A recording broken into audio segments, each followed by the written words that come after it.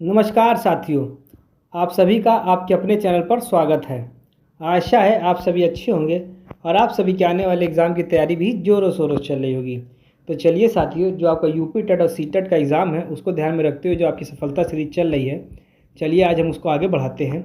चलिए इसके इसके साथ ही जो नए साथी जुड़े हैं वह चैनल को सब्सक्राइब कर ले, जिससे कि आपको आगे की अपडेट मिलती रहे। तो चलिए साथियों, आज का पहला प्रश्न देखते हैं। तो आज का पहला प्रश्न है, मोटिवेशन में पॉजिटिव रीइंफोर्समेंट क्या होता है। देखिए, रीइंफोर्समेंट जो होती है दो तरीके की होती है। एक तो ये पॉजिटिव हो गया, दूसरा होता है निगेटिव। क्या समझ पा रहे हैं? निगेटिव। देखिए देखो, दोनों ही ऐसी चीज़ होती हैं कि निगेटिव मतलब ये नहीं होता कि गलत है। निगेटिव मतलब एक तरीके से ये होता है कि यदि किसी बच्चे में गलत आदत पड़ी है तो उसको जैसे होता है कि उसको सीधे सीधे मान लो कई चीज़ों को प्रोत्साहन दिया जाता है, तो ये पॉजिटिव हो गया। जैसे मान ली कोई बच्चा है ना, तो पॉजिटिव जो निगेटिव जो होता है वो ये होता है कि मान ली कोई बच्चा है, वह स्कूल जाता है, छोटा बच्चा है, उसने देखा आसपास बच्चे को कि मसाला खा रहे हैं, नहीं होता तम्बाकू मसाला खा रहे हैं ये सब, तो उसने भी भाई देखा, सीख गए। तब उसने क्या किया, वो जो है डेली खाता था। अचानक में जब उसके पिताजी ने देखा, तब इसके लिए जब उसको जो मना किया कि भाई ये चीज़ नहीं खाई जाती है। तो यही जो होती है आपको जो होती है निगेटिव रीइंफोर्समेंट। अब इसको किस तरीके से वो कह रहे हैं, यह जो होता है उनके ऊपर निर्भर करता है भाई, कि डांट रहे हैं या क्या कर रहे हैं। तो ये होता है, इसमें क्या है, बच्चे की जो कुछ गलत आदतें हैं, जो चीज़ को नहीं करनी चाहिए, वो छुड़वाई जाती है। तो इसे कहा जाता है निगेटिव रीइंफोर्समेंट। और पॉजिटिव रीइंफोर्समेंट, यदि कोई कार्य किया, उसको वो जो कार्य जो है अच्छा रहा तो उसको जो है फिर क्या किया जाता है, सराहना दी गई। तो यह होता है, ये प्रशंसा की गई, तो ये पॉजिटिव रीइंफोर्समेंट होता है। देखिए, पॉजिटिव रीइंफोर्समेंट में क्या होता है, बच्चा उसी कार्य को वापस दोहराएगा, समझ रहे हैं। और जो निगेटिव रीइंफोर्समेंट होता है कि उसके कार्य को एक तरीके छुड़वाने के लिए ही करा ही जाता है, तो वह उस कार्य को फिर जो है धीरे धीरे वह बंद कर देता है। तो ये निगेटिव होता है और वह पॉजिटिव होता है।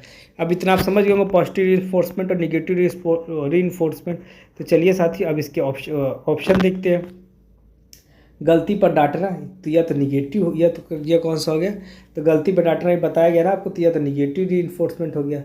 चलिए अगला कौन सा, अच्छे व्यवहार को प्रोत्साहित करना, तो यही आपका पॉजिटिव लग रहा है। चलिए आगे देखते, बाहरी दंड देना, तो यह गलत है। और रुचि घटाना, तो यह भी गलत है। इसका सही आंसर क्या होगा, तो इसका सही आंसर होगा बी, अच्छे व्यवहार को प्रोत्साहित करना। इतना आप समझ गए। चलिए इसका देखते हैं, पॉजिटिव रीइंफोर्समेंट, बच्चे के अच्छे व्यवहार को इनाम और प्रशंसा के माध्यम से बढ़ाया जाता है। समझ गए होंगे आप लोग। चलिए अब आगे बढ़ते हैं। अगला कौन सा है, अगला है निगेटिव रीइंफोर्समेंट। तो चलिए साथी इसको समझते हैं। देखिए, अभी आपको पॉजिटिव निगेटिव रीइंफोर्समेंट तो बता ही दिया था, इतना आप समझ गए। जैसे अब इसको दंड देना। देखिए, हमको दंड नहीं देना है बच्चे को, बच्चे की वो आदत जिसके कारण जो है वो बच्चा जो होता है कुछ गलत आदतें सीख गया, उसको छुड़वाना है, दंड हमको नहीं देना है। उसको किस तरीके से छुड़वा रहा है, ये जो होता है निगेटिव रीइंफोर्समेंट। मान लीजिए हर चीज़ को जो होता है प्रशंसा के द्वारा या फिर प्रोत्साहन के द्वारा ही सारी चीज़ें ठीक नहीं होती। कुछ चीज़ों के लिए माता पिता को टाइट भी होना पड़ता है। मतलब समझ गए होंगे आप लोग। जैसे आप एक चीज़ और भी समझ सकते हैं, जैसे निगेटिव, मान लीजिए एक छोटा बच्चा है, वह जो है कि स्कूल जाता है, स्कूल में मान लीजिए जो बाहरी जो है कुछ ऐसे बच्चे मिल जाते हैं, नहीं होता है, जिनका मतलब माहौल सही नहीं, वातावरण ठीक नहीं है, तो वो अपना उससे जो है कुछ जैसे गालियाँ इस तरह की चीज़ें सीख गया। तो अपना वो घर आया, घर में उसने बोला कि तुत्ता तुत्ता, तो बोला उसने, तो माता पिता को शुरू में तो समझ में नहीं आया, बाद में समझ में आया कि अरे ये तो कुत्ता बोल रहा है। समझ पा रहे हैं। तो फिर क्या, अब जो है ये चीज़ बताएंगे भाई ये चीज़ गलत आप बोल रहे हैं, मतलब किसी व्यक्ति को जैसे इस तरीके का शब्द बोल रहे हैं तो गलत है। तो यही जो होती है निगेटिव इन्फोर्समेंट होती है। तो चलिए समझते हैं। एक दंड देना तो गलत था, बता दिया आपको। दूसरा, अप्रिय स्थिति हटाकर सही व्यवहार को बढ़ाना, तो यही आपको लग रहा है, अप्रिय स्थिति बढ़ाकर सही व्यवहार को बढ़ाना, तो यह तो लग रहा है। चलिए आगे देखते हैं। पुरस्कार देना, तो जो पुरस्कार देना है तो यह तो नहीं है, या क्या होता है, या तो पॉजिटिव रिइंफोर्समेंट में और कोई प्रभाव ना पड़ना, तो यह भी गलत है। इसका सही आंसर होगा ऑप्शन बी, अप्रिय स्थिति हटाकर सही व्यवहार को बढ़ाना। क्या है कि निगेटिव रिइंफोर्समेंट में अनुकूलन करके बच्चे का सही व्यवहार सीखता है। चलिए आगे बढ़ते हैं। अगला आता है, इसके फोल्डिंग का उद्देश्य क्या होता है। चलिए अब इसको समझते हैं, इसके फोल्डिंग। तो चलिए साथियों, अब अगला प्रश्न देखते हैं। अगला प्रश्न आता है, इसके फोल्डिंग का क्या उद्देश्य है। पहले शब्द हम समझते हैं, इसके फोल्डिंग है क्या चीज़। देखिए, आपने एक टॉपिक पढ़ा होगा वाइगोत्स्की, तो वाइगोस्की में जो है इन्होंने स्केप फोल्डिंग शब्द को कई जो है काफ़ी ठीक से इन्होंने बताया। इसके अलावा अगर यह समझा जाए कि जो स्केप फोल्डिंग शब्द है इसको सबसे पहली बार किसने बताया, तो ब्रूनर जो थे इन्होंने जो यह शब्द को पहली बार बताया था। देखिए धीरे धीरे आपके जो है CDP के कई बहुत सारे टॉपिक कराए जा चुके हैं, 10 से 12 टॉपिक, तो उन टॉपिकों के ऊपर देख लीजिएगा, उसमें लगभग यह टॉपिकों को कवर कराए गए हैं। चलिए अब समझते हैं। देखिए जो वाइगोस्की थे, वाइगोस्की ने बताया था, वाइगोस्की ने 3-4 शब्द दिए थे। एक दिया था ZPD, ठीक है, एक दिया MQ, इसके अलावा इन्होंने एक दिया था स्केप फोल्डिंग, इतना समझिए, ठीक है। देखिए एक हिस्सा होता है, जैसे ये हो गया ZPD, एक बच्चे को इस हिस्से तक पहुंचना है, समझ पा रहे हैं।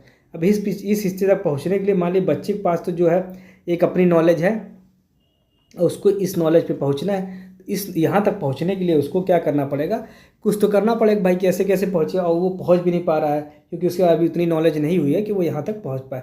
तो उस स्थिति में एक व्यक्ति आता है, मोर नॉलेजेबल पर्सन एक होते हैं, जो उससे ज़्यादा ज्ञानी होगा, वो इसकी मदद करेगा और वो उसको यहाँ तक पहुँचने में मदद करता है।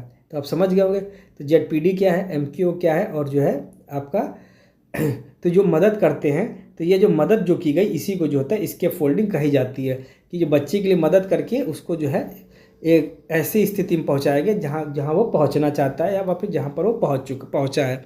समझ गया ना आप लोग।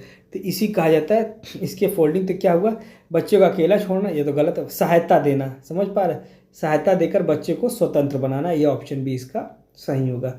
इसके अलावा केवल नोट्स देना, तो नोट्स थोड़ी देने हैं, और केवल परीक्षा लेना, तो यह भी गलत है, ऑप्शन बी इसका सही होगा। इसका सही आंसर क्या होगा, इसके फोल्डिंग में जो है शिक्षक बच्चे को थोड़ी सहायता देता है और धीरे धीरे हटाता है। इतना आप समझ चुके होंगे। यदि इतने में किसी कोई समस्या हो तो बताइएगा। चलिए अगला प्रश्न देखते हैं। अगला प्रश्न आता है इंक्लूसिव एजुकेशन में जो है शिक्षक का मुख्य कार्य क्या होता है। चलिए समझते हैं। केवल सामान्य बच्चों को पढ़ाना, सभी बच्चों को आवश्यकता को ध्यान में रखना, कमज़ोर बच्चों को अलग करना, या परीक्षा पर ध्यान देना। देखिए इंक्लूसिव एजुकेशन या समावेशी शिक्षा, या हिंदी में कहेंगे इसको समावेशी शिक्षा, समावेशी शिक्षा। अब इस शब्द को समझिए, अगर शब्द पकड़िएगा तो इस शब्द की समझ, समावेशी मतलब सभी को समाहित करना, समझ पा रहे, सभी को यह शब्द समा रहा है, तो इसीलिए इसको समावेशी शिक्षा, सभी को समाया। मतलब इसमें ऐसा होता है कि हर बच्चे को जो है समान मौका दिया जाता है, और सभी को एक साथ जो होता है, समझ पा रहे हैं, कि सभी को समान मौका देकर एक साथ जो है पढ़ाया जाएगा। यही होता है इंक्लूसिव एजुकेशन या समावेशी शिक्षा। ऐसा नहीं है कि कोई बच्चा जो है किसी को एक्स्ट्रा कुछ किया जा रहा है, या किसी को जो है कम, या फिर इस तरह की समझ है, किसी के मतलब पृष्ठभूमि या अन्य चीज़ों को देखते हुए उसको जो है किसी भी चीज़ से वंचित किया जा रहा है, ऐसा कुछ नहीं होता है। समावेशी शिक्षा मतलब सभी को समान शिक्षा दी जाएगी। चलिए अब इसको समझते हैं कि केवल सामान्य बच्चों के लिए, तो गलत हो गया।